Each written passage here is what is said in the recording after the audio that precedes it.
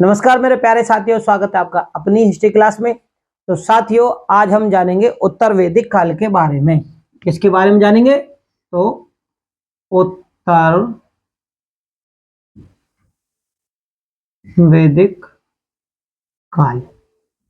उत्तर वैदिक काल के दौरान हम किसके बारे में जानेंगे? तो उत्तर वैदिक काल के बारे में जानेंगे आर्यों के विस्तार के बारे में। ठीक है ना। अभी तक हमने क्या जाना भाई? वैदिक काल को दो भागों के माध्यम से जाना गया। एक पूर्व वैदिक काल और एक उत्तर वैदिक काल। पूर्व वैदिक काल के अंतर्गत क्या आता है? ऋग्वेद काल। ऋग्वेद काल के अंतर्गत हमने जाना कि जो आर्य लोग जो थे, उनके जो, क्योंकि आर्य लोग क्या थे? कबीलाई लोग। तो उन्होंने किस प्रकार से अपना क्षेत्र विस्तार किया, सामाजिक, आर्थिक, राजनीतिक और सामाजिक जीवन उन्होंने किस प्रकार से जिया, वो हमने ऋग्वेद काल के दौरान जाना। इसके बाद अब हमने जाना उत्तर वैदिक काल के बारे में हम जानेंगे। और उत्तर वैदिक काल के दौरान हम जानेंगे कि आर्यों का उत्तर वैदिक काल के दौरान विस्तार किस प्रकार से हुआ और उनका सामना किन लोगों से हुआ और उन लोगों की विशेषताएं क्या थी, इसके बारे में जानेंगे। इससे पिछली वीडियो के माध्यम से हमने क्या जाना था? इससे पिछली वीडियो के माध्यम से हमने जाना था कि भाई उत्तर वैदिक काल में कौन कौन से ग्रंथों का संकलन हुआ, यानी कौन कौन से ग्रंथों की रचना हुई, उसके बारे में हमने जाना था। तो देखो, उत्तर वैदिक काल जो है वो ऋग्वेदिक के बाद के जो ग्रंथ हैं उन पर आधारित है, जैसे सामवेद, यजुर्वेद और अथर्ववेद। इनके बाद इनके उपवेद और उनके बाद इनके ब्राह्मण ग्रंथ। ब्राह्मण ग्रंथों के बाद में इनके आरण्यक और इनके उपनिषद। ठीक है। और इसी के बाद में फिर इन वेदों का सरल और आसान करते हुए, यानी वेदों को फिर सरल और आसान करते हुए जिस प्रकार से इनके रूप बदलते गए, एक तरीके से आप इन्हें रूप बदलना ही कीजिए, क्योंकि भाई इनके उपवेद बन गए, उनके बाद में इनके ब्राह्मण ग्रंथ बने, फिर इनके बाद में इनके आरण्यक ग्रंथ बने, आरण्यक ग्रंथों के बाद में इनके उपनिषद ग्रंथ बने। उसके बाद में फिर इन्हीं का एक रूप बदलता हुआ वेदांग बन गए, वेदांग से फिर सूत्र बन गए, सूत्र काल के बाद में फिर इनके महाकाव्य बन गए, महाकाव्य काल के बाद में फिर हो जाता है पुराणों का काल। और ये समय पहुंच जाता है 1000 ईसा पूर्व से लेकर 400 ईस्वी तक। अब 400 ईस्वी क्यों कह रहा हूं कि भाई अब आप क्या हो गए, पहले तो 1000 ईसा पूर्व बोल रहे थे, अब 400 ईस्वी बोल रहे, क्योंकि पुराणों का समय आते आते, यानी पुराणों के समय के संकलन का समय आते आते, यानी रचना का समय आते, रचना के आधार पर, इसके रचना के आधार पर बोल रहा हूं मैं कि रचना का आधार होते होते वो गुप्त काल तक आ जाते हैं। भाई इनका संकलन यानी जो रचना का काल है वो गुप्त काल तक आ जाता है। तो इसलिए मैं ईसा पूर्व से ईस्वी तक का समय आपको बता रहा हूं। बात करते हैं, चलो इन बातों को छोड़ो, विस्तार से जानकारी लेंगे। अब हम जानते हैं आर्यों के बारे में। उत्तर वैदिक काल के आर्य, किसके? उत्तर वैदिक काल के आर्यों की अगर मैं बात करूं तो भाई उत्तर वैदिक काल में जो आर्य लोग थे ना, इनकी सभ्यता का, कि भाई सभ्यता मतलब जानते हो, सभ्यता यानी संस्कृति, कि ये लोग कहां पर बसे थे और क्या ये कार्य करते थे वहां पर। तो कुछ ना कुछ वहां पर निशानी होगी जिससे हमें ये मालूम चले कि ये लोग यहां पर थे और किस चीज का प्रयोग करते थे।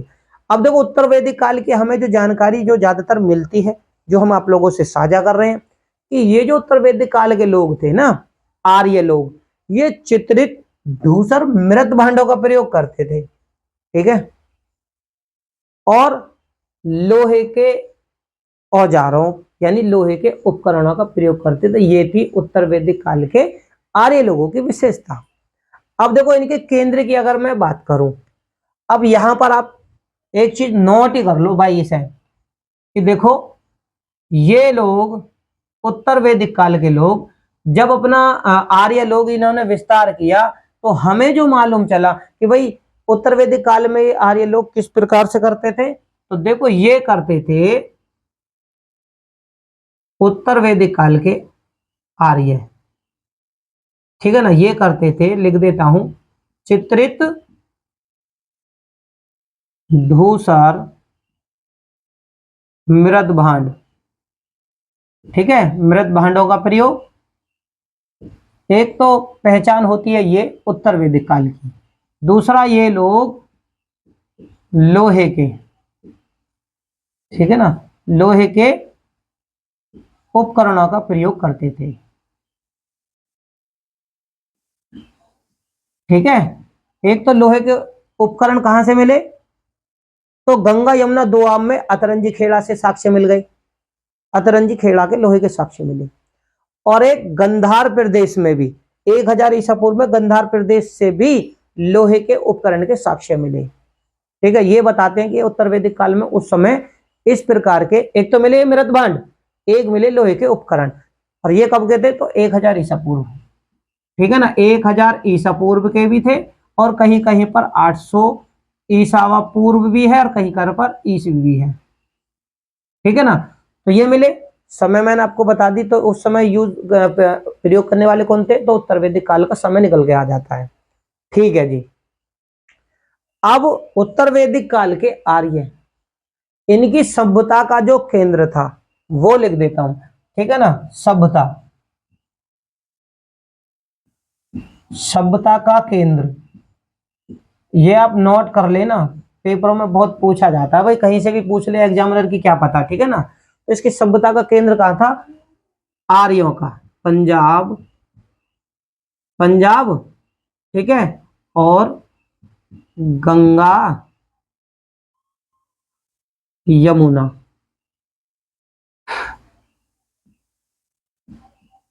गंगा यमुना दोआब। समझ में आ गई आप लोगों को, तो ये तो था इनकी सभ्यता का केंद्र। सभ्यता का केंद्र में एक छोटे से एग्जाम्पल के आधार पर अगर दूं, उदाहरण के आधार पर, तो मान लीजिए आर्य लोग यहां पर थे। ठीक है ना, तो इनकी सभ्यता यहां से यहां, यहां से यहां तक, ठीक है ना, तो यहां पर फैली हुई थी। तो ये जो क्षेत्र था, इस क्षेत्र को बोलते हैं पंजाब और गंगा यमुना दोआब, यहां तक ये फैले हुए थे आर्य लोग। अब इसके बाद अगर मैं बात करूं इनका प्रमुख केंद्र कौन सा था, तो एक आती है मुख्य केंद्र, होती है ना मुख्य केंद्र।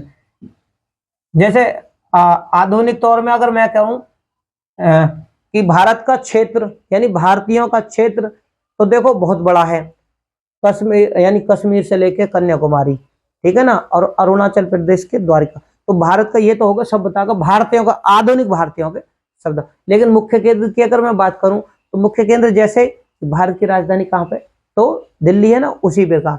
तो इनका मुख्य केंद्र की अगर मैं बात करूं, आर्यों की, उत्तर वैदिक काल के आर्यों की अगर मुख्य केंद्र की बात करूं, तो वो थी मध्य देश। कहां पे, तो मध्य देश। कहां पर रहते थे ये लोग, मध्य देश, इनका मुख्य केंद्र था मध्य देश।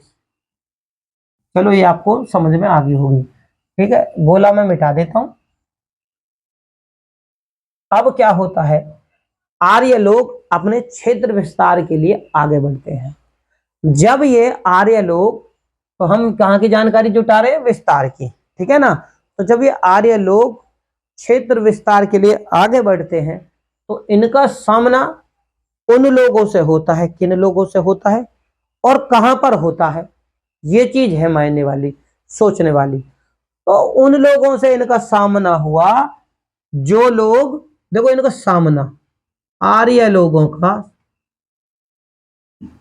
सामना उन लोगों से हुआ, लिख दूं, उन लोगों से हुआ, क्योंकि यहां पर समझना आप जो मैं कहना चाह रहा हूं कि आर्य लोगों की सभ्यता का केंद्र तो गंगा यमुना दोआब हो गया, इनका मुख्य केंद्र मध्य देश था। ठीक है, अब ये फिर उन्होंने सोचा कि क्षेत्र को और बढ़ाया जाए, जब और बढ़ाया जाए तब इन लोगों का सामना उन लोगों से होता है, उन, या तो आप उन्हें अनार्य लोग कह सकते हैं, या उन्हें अन्य जनजाति या कबीलाई लोग कह सकते हैं। ठीक है ना, कौन से, जो लोग तांबे, तांबे के उपकरणों का प्रयोग करते थे। किससे हुआ इनका सामना, उन लोगों से हुआ जो तांबे के उपकरणों का प्रयोग करते थे। ठीक है जी, समझ में आ गई। लेकिन ये लोग थे कहां पर भाई, इन्होंने अपना क्षेत्र विस्तार किधर किया, तभी तो मालूम चले कि भाई ऐसे तो है नहीं पूर्व पश्चिम उत्तर दक्षिण किसी दिशा में तो बड़े होंगे ना। तो भैया इनका सामना मध्य देश ये निकले फिर अपने यहाँ से मुख्य और अपने इस क्षेत्र से गंगा यमुना दोआब क्षेत्र से जब ये आगे बढ़े और अपने केंद्र मुख्य केंद्र बिंदु से आगे बढ़े तो इनका सामना उन्हीं लोगों से हो गया एकदम जो लोग तांबे के उपकरणों का यानी औजारों का प्रयोग करते थे। दूसरा, इन लोगों की विशेषता क्या थी, ये गेरुआ रंग के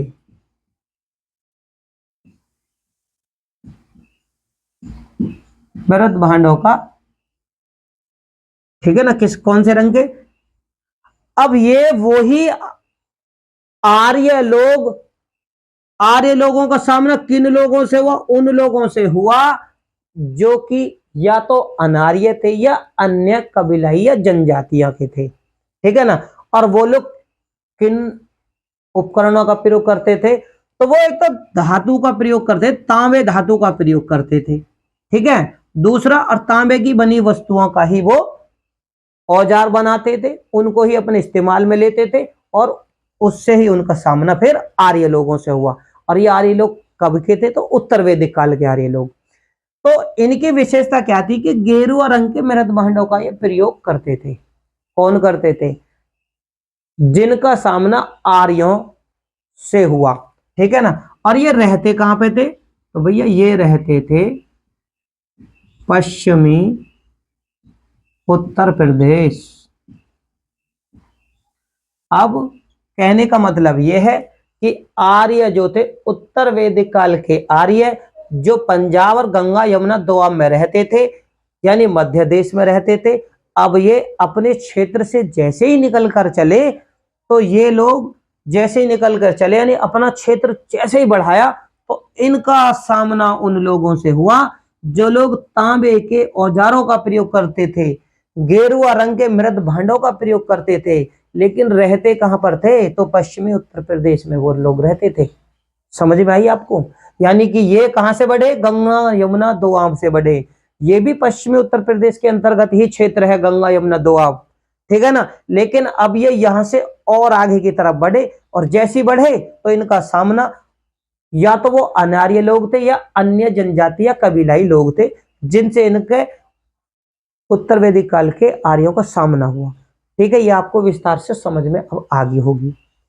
इसके बाद में उत्तर वैदिक काल के जो आर्य लोग हैं ये अपने क्षेत्र को और थोड़ा बढ़ाते हैं। जब इन्होंने और बढ़ाया तो इनका सामना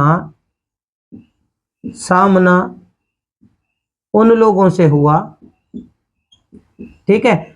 अब ये यहां से यानी कि यहां से निकलकर ये कहां पहुंचे, ये यहां से निकल के इस क्षेत्र में प्रवेश करे, पश्चिम उत्तर प्रदेश की तरफ बढ़े।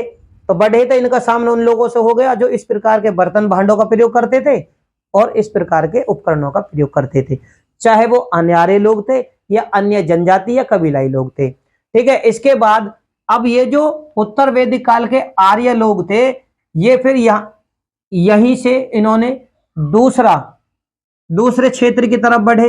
जब दूसरे क्षेत्र की तरफ विस्तार के लिए बढ़े तो ये कहां पर बढ़े, पूर्वी उत्तर प्रदेश, ठीक है। पूर्वी उत्तर प्रदेश और बिहार कहां पे पहुंच गए। अब कहां पहुंच गए, अब ये जो उत्तर वैदिक काल के आर्य जन थे यानी आर्य जो लोग थे ये जैसे ही पूर्वी उत्तर प्रदेश और बिहार की तरफ बढ़े तो इनका सामना उन लोगों से हुआ। अब किन से हुआ, जो पूर्वी उत्तर प्रदेश में और बिहार में या तो अनार्य लोग थे या अन्य जनजाति के या कबीलाई लोग थे। तो ये किस चीज का प्रयोग करते थे, तो ये लोग भी तांबे का प्रयोग करते थे। यहां पर समझना तांबे का के औजार लिख देता हूं, ठीक है ना, तांबे के औजारों का प्रयोग, ठीक है। तांबे के औजारों का प्रयोग करते थे ये लोग, प्लस काले वे लाल,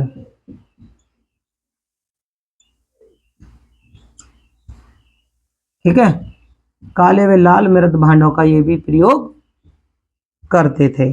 अब आपको समझ में आ गया होगा मैं आपको क्या समझाने की कोशिश कर रहा हूं।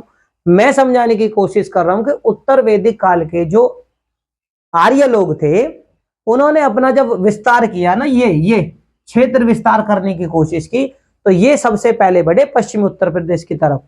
और यहां पर जो अनार्य या अन्य जनजाति के लोग थे यानी कबीला के जो लोग थे, तो वो इनका सामना उससे होता है तो वो करते थे तांबे के उपकरणों का प्रयोग प्लस गेरुआ रंग के मृत भांडों का। ये हो गया।